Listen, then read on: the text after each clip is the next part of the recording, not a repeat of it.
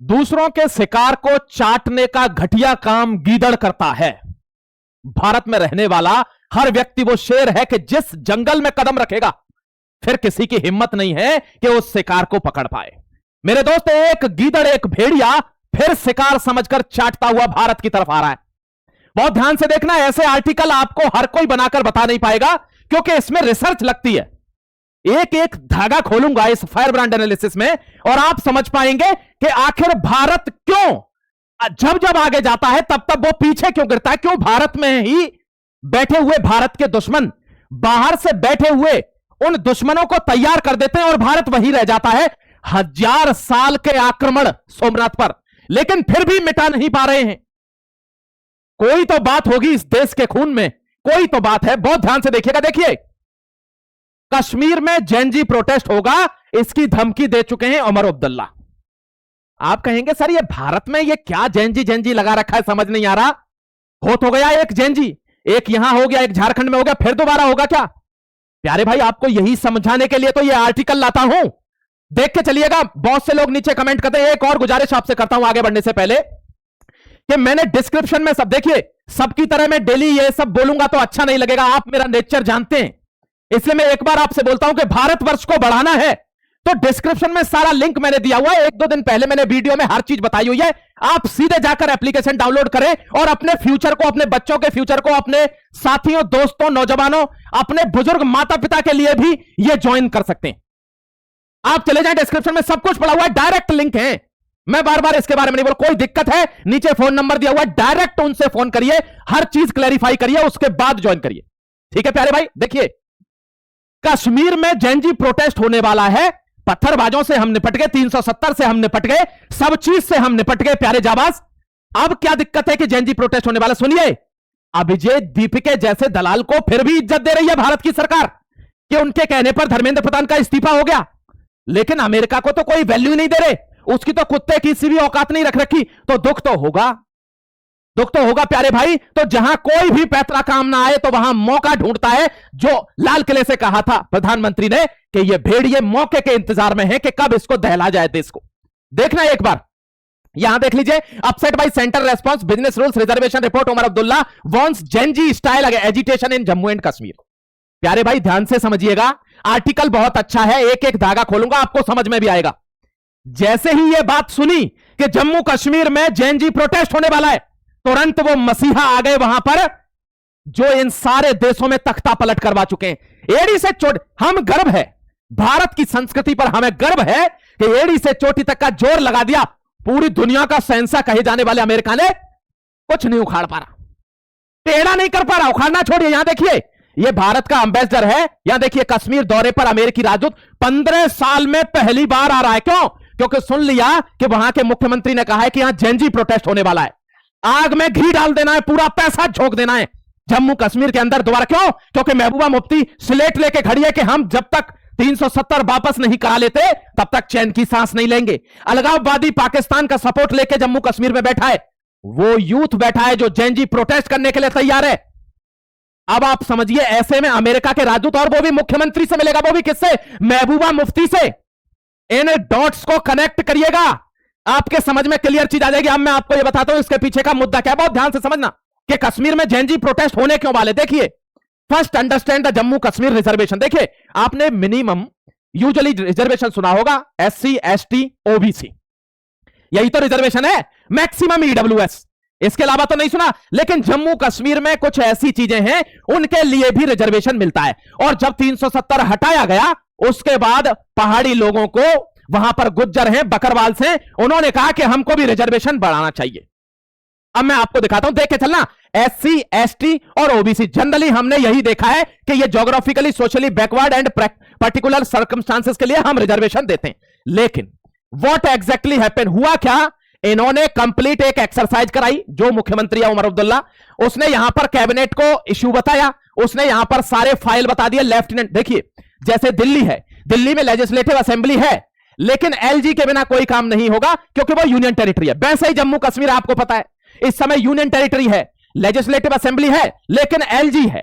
समझ गए? तो LG के बिना काम नहीं होगा, तो इन्होंने LG को भी लेटर लिख दिया, लेकिन गवर्नमेंट की तरफ से फाइनल रेस्पॉन्स नहीं आया है क्योंकि वहां एक चीज चेंज हुई है। पहले वहां रिजर्वेशन जो था वो 43% था, अब वहां रिजर्वेशन बढ़कर हो गया 70%। सबूत दिखा देता हूं प्यारे जाबाज, मैं आपको वो मुद्दा समझा रहा हूं कि किस मुद्दे पर वहां जेएनजी प्रोटेस्ट की धमकी आई है। देखिएगा, पहले जम्मू कश्मीर में 2024 से पहले 43% रिजर्वेशन था एससी एसटी ओबीसी के लिए, तो जनरल कैटेगरी के लिए वहां 57% ओपन मेरिट सीट रहती थी। अब वो बदलकर हो गया 70%, तो जनरल के लिए क्या बचा, 30% सीट बची हैं। हो सकता है जम्मू कश्मीर में वहां नॉर्मलसी लाने के लिए यह काम किया गया हो, लेकिन यह काम तो आजादी के समय पे अंबेडकर साहब ने भी नॉर्मलसी लाने के लिए ही किया था कि जो निचले तबके हैं वे ऊपर आ जाएंगे, उनको रिजर्वेशन मिलेगा। और उन्होंने बहुत बढ़िया काम किया, उनको रिजर्वेशन मिला, तबके ऊपर आए, लेकिन उसको लोगों ने अपनी नसों में बिठा लिया, पॉलिटिकल हथियार बना लिया, सोशल बैकवर्डनेस का झंडा बना लिया। एक बंदा है, उसके पापा जी आईएएस है, उसकी मम्मी आईपीएस है, और बच्चा कह रहा है मुझे रिजर्वेशन चाहिए, उसके झापड़ क्यों नहीं लगाती गवर्नमेंट? तेरा बाप आईएएस है, तेरी मां आईपीएस है, तुझे रिजर्वेशन चाहिए, इसी मुंह से रिजर्वेशन चाहिए तुझे? यानी एक बात का तो अब क्लैरिफाई हो चुका है देश के अंदर कि गलत आदमी अगर रिजर्वेशन लेगा, देखो जिसको जरूरत है उसको रिजर्वेशन देना पड़ेगा, क्योंकि यह भारत की जरूरत है, आप इसको नकार नहीं सकते। This is called affirmative action, कि जिसको जरूरत है, जो गरीब है, मजलूम तबके का है, जो आज भी रोड पर रहने को मजबूर है, ऐसा अगर कोई बच्चा पढ़ना चाहता है, कहीं जाना चाहता है, उनको रिजर्वेशन की जरूरत है, भाई देना होगा गवर्नमेंट को। लेकिन जो भेड़िए रिजर्वेशन ले लेकर बहुत ऊंचे पायदान पर पहुंच गए और अब उसका गलत इस्तेमाल कर रहे हैं, वहां गवर्नमेंट को अकाउंटेबिलिटी सेट करनी होगी कि जिनके घर में ए ग्रेड के ऑफिसर्स हैं अगर सरकारी नौकरी में, उनको रिजर्वेशन नहीं दिया जाएगा, क्योंकि हर चीज की एक सीमा होती है। आप देख रहे होंगे कितने आंदोलन हो रहे हैं, और अब सबसे बड़ा आंदोलन रिजर्वेशन पर ही हो सकता है, क्योंकि लोग प्रताड़ित हैं इससे। इस बात से नहीं कि रिजर्वेशन दिया जा रहा है, इस बात से कि गलत लोगों को रिजर्वेशन दिया जा रहा है जिनको अब जरूरत नहीं है।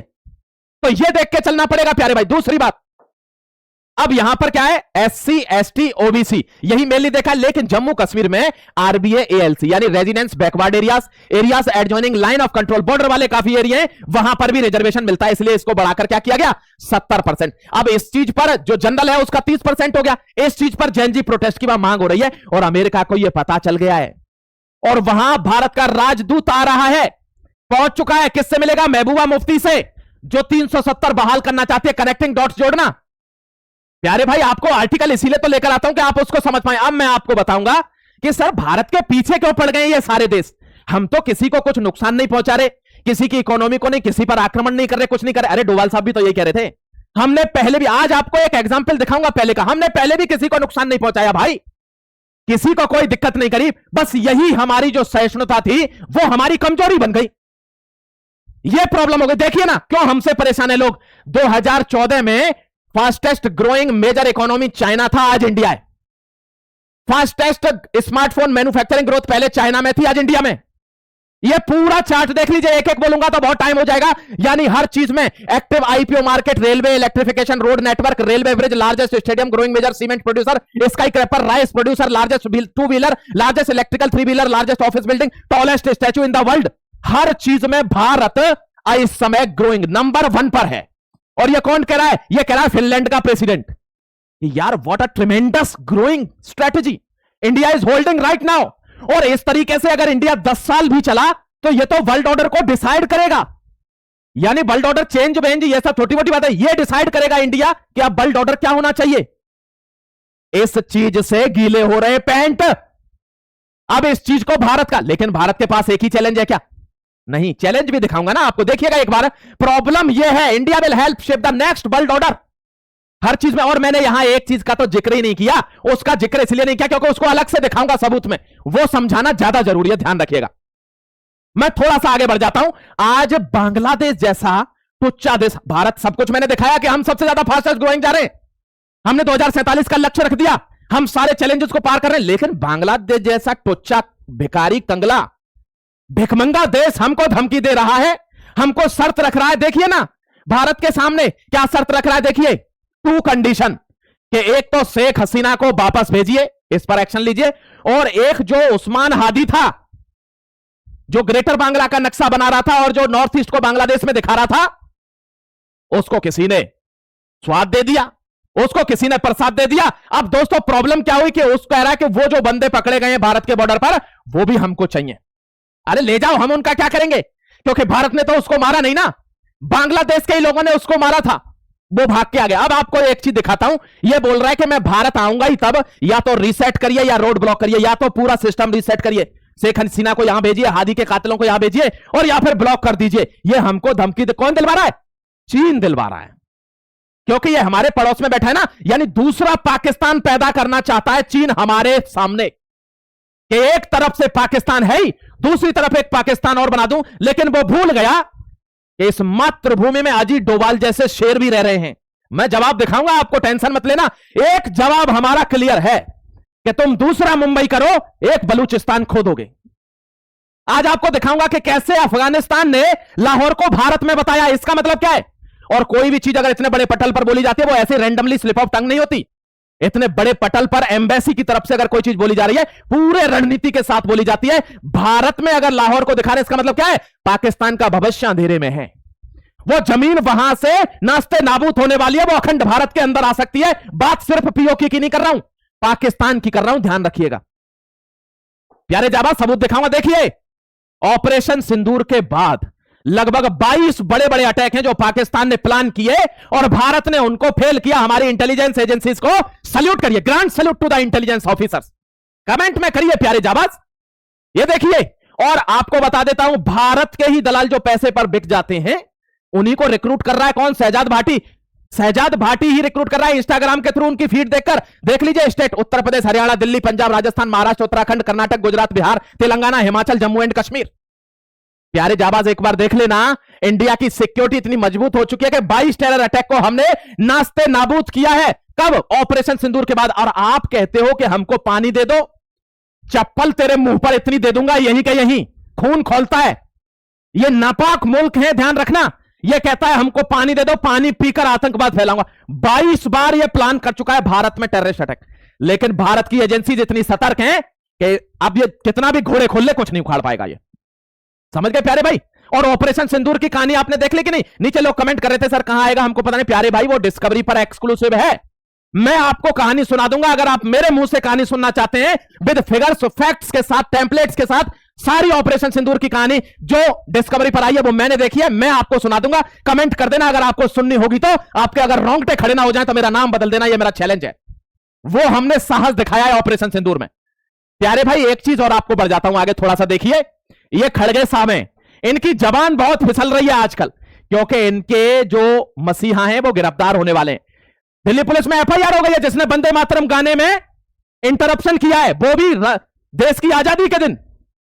और ये बड़ा गुनाह है, इनको गिरफ्तार करना चाहिए। लेकिन क्या करे, बुढ़ापे में कभी कभार जबान लड़खड़ा जाती है। इनकी ज्यादा लड़खड़ा रही है।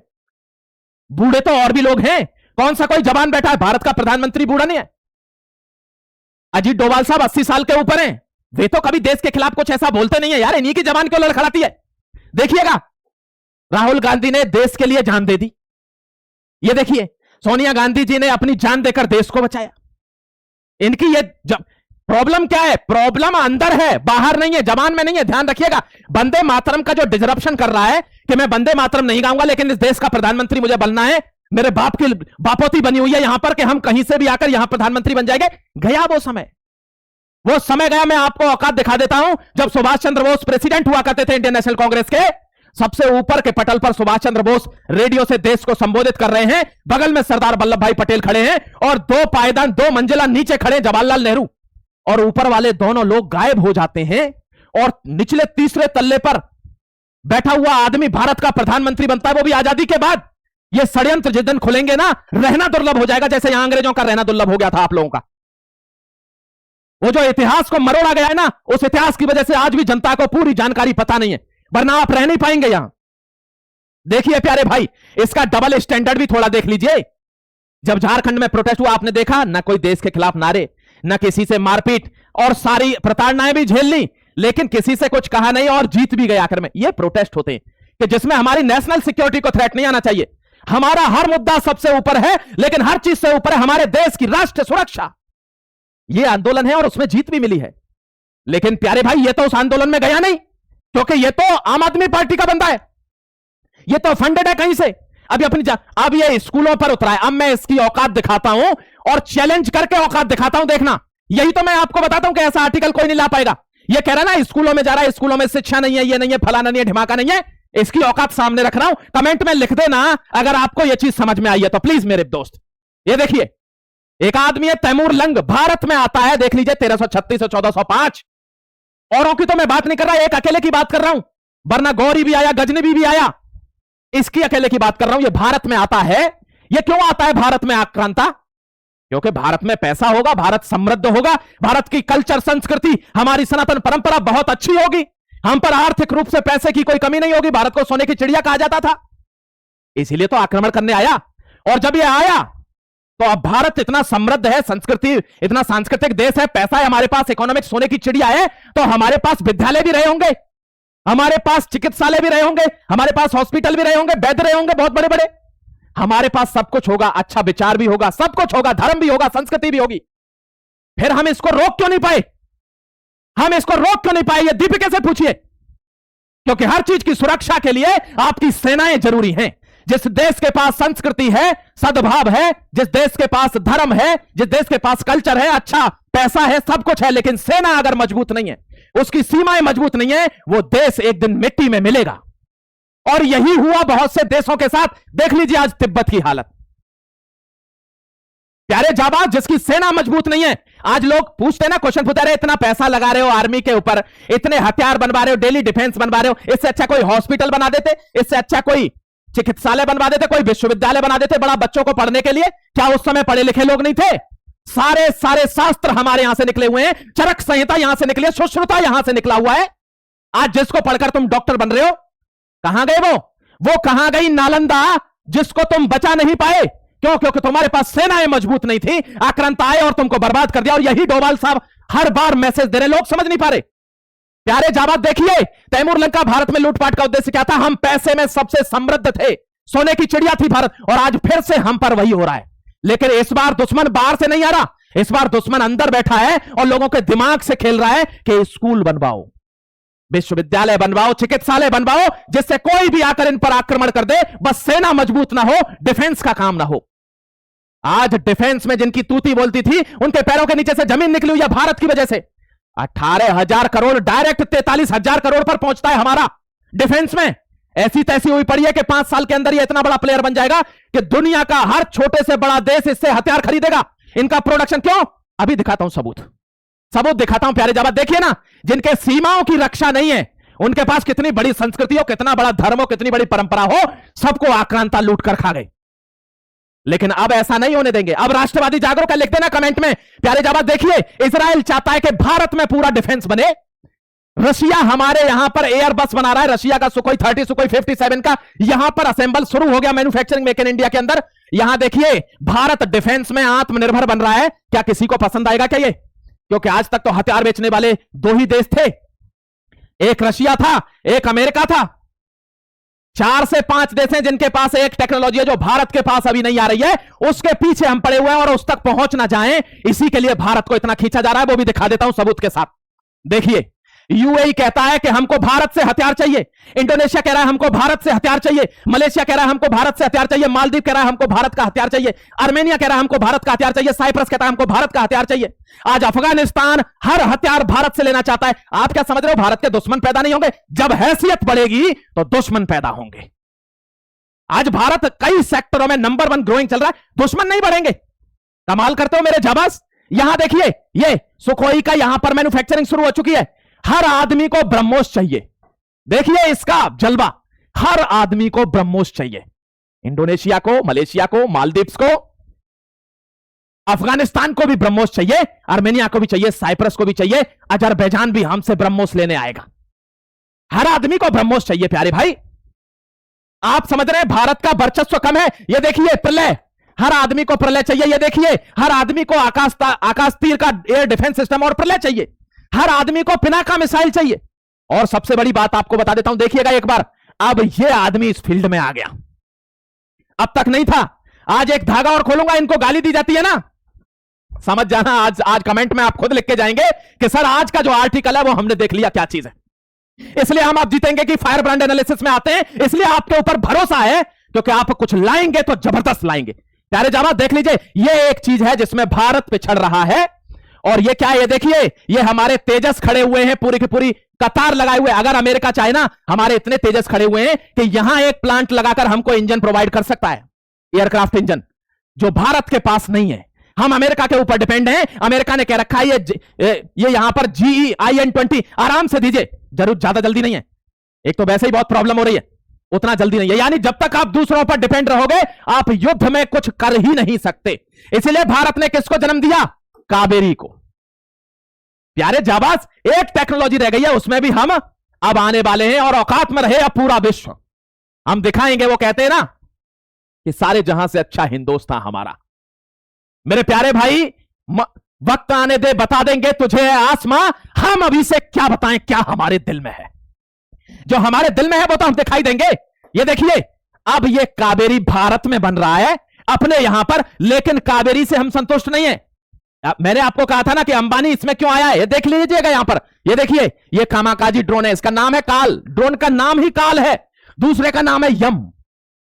ये भारत की संस्कृति है। और ध्यान रखना, हमारे पास अभी 30,000 ड्रोन पर मंथ बनाने की कैपेबिलिटी है भारत में। 30,000 ड्रोन, यानी ड्रोन तो हर देश भारत से खरीदना चाहता है। अब अंबानी ने आकर 2 कमिटमेंट दिए। उसने रोल्स रॉयस के साथ अपना पैक्ट भी साइन कर लिया। अब मैं आपको बताता हूं पावर, यानी अगर देश में कोई बड़े बिजनेसमैन है तो आपको देश की सुरक्षा में उनका यूज करना आना चाहिए। यह भी इच्छा शक्ति पर डिपेंड करता है। आप घोटाले करोगे तो कहां से देश की सुरक्षा होगी? देखिएगा, इस आदमी से कहा गया कि आप इसमें इन्वेस्ट कीजिए, भारत इस टेक्नोलॉजी में पीछे है। इसने कहा है भारत स्वयंभू, सोवरिन, इंडिजीनियसली बिल्ट। इंडिजीनियसली का मतलब ही है यहां बनेगा, यहां सोवरिन, हम उसके मालिक होंगे, हम डिसीजन लेंगे क्या बनेगा, कितना बनेगा, कैसे बनेगा। इंडिजीनियस एंड सोवरिन, यहां बनेगा एयरक्राफ्ट का इंजन प्यारे भाई। और इसके लिए जो जिन जिन देशों के पास एयरक्राफ्ट की टेक्नोलॉजी है, अमेरिका है, रूस है, फ्रांस है, जर्मनी है, जापान है, और अब चाइना के पास भी है। लेकिन चाइना का टेंशन नहीं है, क्योंकि चाइना की तो कोई गारंटी ही नहीं है उसके किसी भी प्रोडक्ट की। आपने देख लिया होगा ऑपरेशन सिंदूर में, उससे दिक्कत नहीं है। तो भारत जापान के साथ इंडल्ज है कि ये हमारे यहां बनेगा। आप ध्यान रखिएगा। और ये ड्रोन, इसने कह दिया है कि मैं सिर्फ इसमें पैसा नहीं लगा रहा हूं, हमारे यहां जो 30,000 पर मंथ बनाने की कैपेबिलिटी है, ये ड्रोन हमारे यहां 1 से 1.5 लाख बनने चाहिए पर मंथ। करिए एक्सपोर्ट भारतवर्ष को बढ़ाने के लिए। मेरे जाबाज, आपको एक चीज और तगड़ी दिखा देता हूं। देखिए, ये वही कांग्रेस है जो अडानी को गाली देती है, अंबानी को गाली देती है। और देखिए, आज केरल में जब ये इन्वेस्टमेंट कर रहा है तो ये वही कांग्रेस है जो इसका झंडा फहराकर यहां खड़ी हुई है और कह रही है जय अडानी भाई। ये वो लालची भेड़िए हैं जो सत्ता के लिए कुछ भी बेच सकते हैं। इन्होंने सत्ता के लिए भारत का इतिहास बेच दिया। भारत के बच्चे बच्चे को पृथ्वीराज चौहान, छत्रपति शिवाजी महाराज, द ग्रेट महाराणा प्रताप की स्टोरीज की, द ग्रेट बप्पा रावल, संग्राम सिंह की नॉलेज होनी चाहिए थी। एक ऐसा वीर योद्धा जो कभी युद्ध ही ना हारा। मेरे दोस्त, ऐसे वीर योद्धाओं की कहानी उनको पता होना चाहिए थी। वे क्या याद कर रहे हैं? हुमायूं नामा किसने लिखा? अकबर की कितनी बीवियां थी? अकबर ने कौन सा युद्ध लड़ा? उसकी फूफी की लड़की क्या थी? ये भारत का आदमी याद कर रहा है, और याद करके क्या बन रहा है? IAS बन रहा है। क्या मानसिकता उसकी होगी, क्योंकि वो भारत के वीरों को जानता ही नहीं। 2-2 लाइन में भारत के वीर समेट दिए गए प्यारे जाबाज। आप देखिए, एक ऑफिसर आया है, लेकिन इसको भी दबाने की कोशिश होगी। देखिए, एक अकेला आदमी इतनी चीजें बदल सकता है, क्या 10, 15, 20, 100 आदमी नहीं हो जाएंगे, देश बदल नहीं जाएगा? देखिए एक बार, ब्लिंकिट का लाइसेंस सस्पेंड कर दिया मुंबई के अंदर। एक्शन हुआ है रिलायंस रिटेल पर, रेड पड़ी है पार्ले एग्रो पर, बैन कर दिया डाबर का घी भी और हनी भी। डोमिनोज पिज्जा पर रेड करिए, बर्गर किंग पर रेड करिए, पिज्जा हिट पर रेड करिए। नोटिस गया है शाहरुख खान को, अजय देवगन को, टाइगर श्रॉफ को कि बहुत दिन गुटखा बेच लिया, अब नहीं होगा। ये देखिए, रेड पड़ी है जेप्टो पर और इंस्टामार्ट पुणे मुंबई में। एक आदमी ने तहस ने क्यों, इनसे पूछा कि आप ऐसा क्यों कर रहे हो? उन्होंने कहा हमें 2047 तक विकसित भारत बनना है, और विकसित भारत की पहली पहचान है कि आदमी स्वस्थ होना चाहिए। आप अपने बुजुर्गों से, जितने भी बुजुर्ग मुझे देखते हैं, मैं आपका चरण वंदन करके आपको चरण स्पर्श करता हूं और आपसे एक बात पूछता हूं, आज आप कमेंट करना। आप नहीं कर पाओ तो अपने किसी नाती से, बच्चे से, बेटे से, बहू से, किसी से भी कमेंट करवाना आज कि आप कहां से ये वीडियो देख रहे हैं, और यह बताना क्या आज से 25 बरस पहले सन 2000 में, आप बताइए मुझे, आपके आस पड़ोस में कोई भी व्यक्ति आपको मोटा दिखता था? किसी भी गांव में, किसी भी गांव में कोई भी व्यक्ति आपको मोटा दिखता था? आप मुझे बताना, आप मेरे बड़े हैं। आज क्यों हर व्यक्ति, हर दूसरा व्यक्ति मोटा है? क्योंकि ये विदेशी कंपनियों ने एडिटिव्स मिला मिलाकर, केमिकल मिला मिलाकर हमारी जनरेशन को खराब कर दिया। हमारा स्वास्थ्य खराब हो गया, वरना हमारे बुजुर्ग 2-2, 3-3 दिन तक खेत में हल चलाते थे। हम उस जनरेशन की पैदाइश हैं। फिर लेकर आऊंगा एक और जबरदस्त एनालिसिस। जुड़े रहिए आप जीतेंगे को सब्सक्राइब करके। हर भारतवासी तक इस मुहिम को फैलाइए, शेयर कर दीजिए और जुड़े रहिए। आप जीतेंगे एप्लीकेशन को भी डाउनलोड करके मेरे दोस्त, क्योंकि भारत निर्माण में आपके लिए, नेशनल सर्विस में, भारत की सेवा में आपके लिए जो भी कर पाऊंगा वो करूंगा। और बता रहा हूं, एक और प्रोग्राम ला रहा हूं, उस पर काम कर रहा हूं, बहुत जल्दी आपको सूचना दूंगा। जय Hind, Vande Mataram, God bless you.